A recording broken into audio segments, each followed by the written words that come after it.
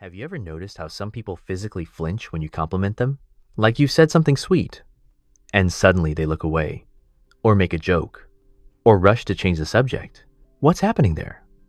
Why do some people react to praise with discomfort instead of joy? Today we're diving into the psychology of people who feel uncomfortable being praised. This isn't about shyness. This isn't about modesty. This is deeper. And once you understand it, you'll start seeing this pattern in friends, siblings, coworkers, maybe even yourself.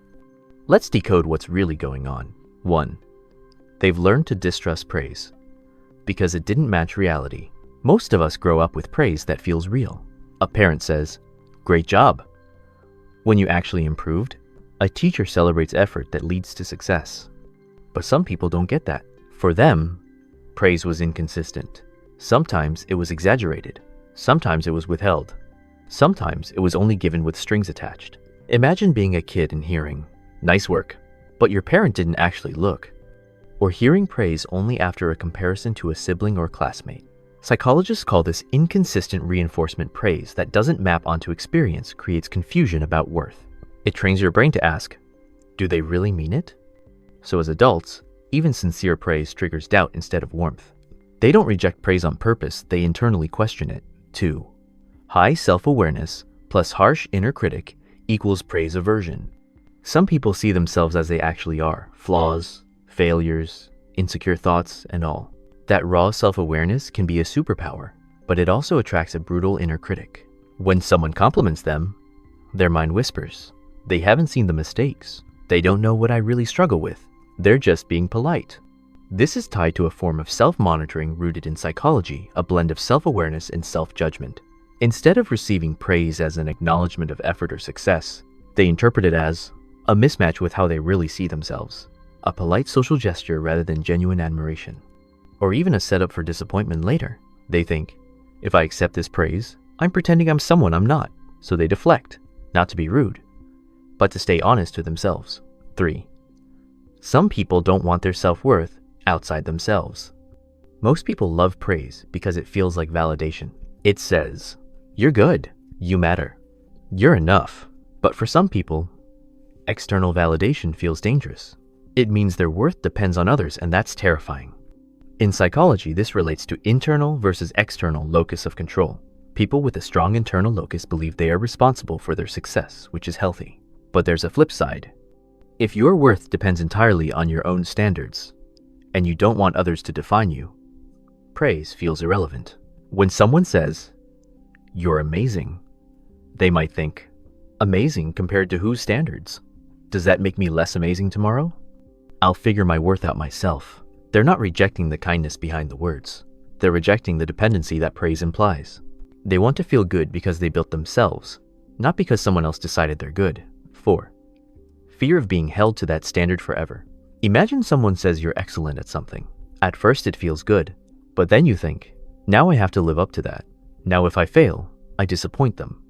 Now I can't be ordinary anymore. This is a real psychological pattern tied to expectation anxiety. Praise doesn't just acknowledge, it sets a standard. For people with perfectionistic tendencies or fear of future failure, praise feels like a burden. They silently calculate, if I accept this compliment, I'm locked into it. So instead of enjoying the moment, they brace for the future. They might laugh it off, or change the subject, or point out their flaws instead.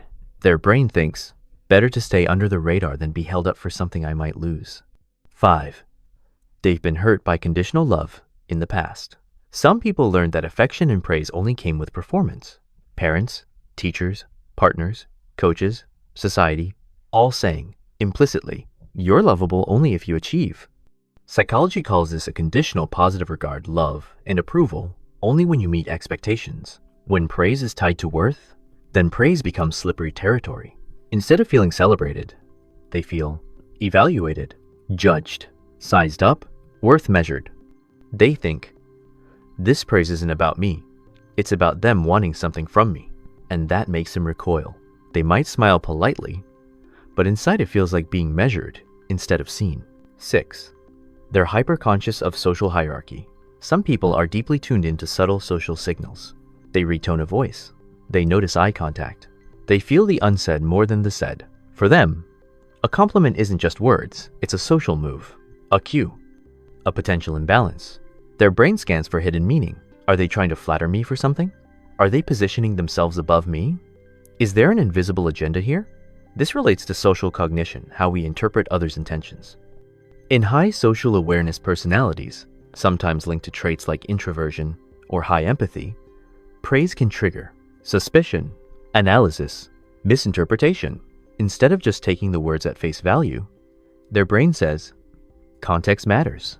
And that makes simple praise feel complicated. 7. They associate praise with pressure, not pleasure. Here's something fascinating psychology has uncovered.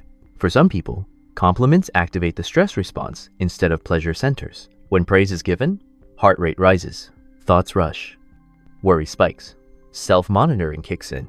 Why? Because in their internal wiring, praise has historically predicted evaluation, not casual kindness. This is linked to patterns seen in people with sensitive nervous systems, anxiety histories, or high self-expectation. It's not that they don't appreciate the compliment. It's that their body reacts as if they're being judged. Pleasure centers don't fire. Stress centers do. So what feels like warmth to most people feels like alertness to them. 8. They want to earn, not be given worth. Some people see praise as a handout. They don't want praise. They want respect that's earned. This is especially common in people with high achievement orientation, deep personal standards, a strong sense of agency. They don't say, "Don't tell me I'm good." They say, "Show me why you think I'm good." Praise without context is empty to them. So instead of, "You're great," they want, "You're great because your commitment never wavered." They don't reject the sentiment, they want it to be grounded in actual behavior. Praise feels superficial unless it has substance. 9. They believe actions speak louder than compliments. For these people, words are secondary. They trust actions first. Someone can say, "You're amazing," but until they see it in behavior, consistency, support, action, the words feel like noise. They've learned to value reliability, consistency, proof, follow through, because words can be cheap, actions are not. So praise feels hollow, unless it's supported by real behavior.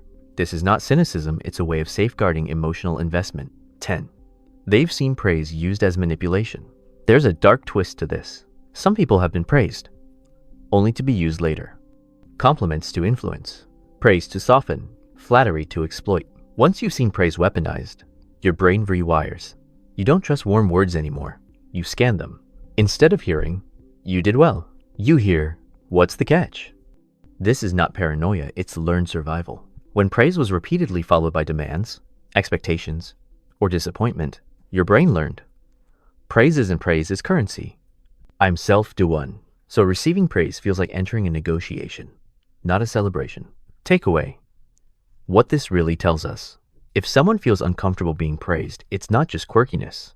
It tells us something deep about how they've experienced validation, worth, expectation, safety, trust. Their reactions are not random. They're meaningful.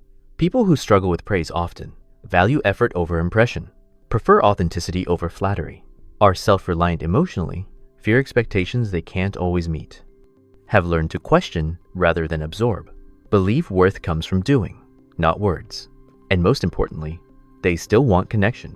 They just don't want it wrapped in uncertainty. How to compliment someone who dislikes praise. If you want your praise to land, here's what actually works. Be specific. Instead of, "You're great," say, "I noticed how you handled that situation, and it really showed strength." Tie it to action, not worth. Praise what they did, not who they are. Show, don't just tell.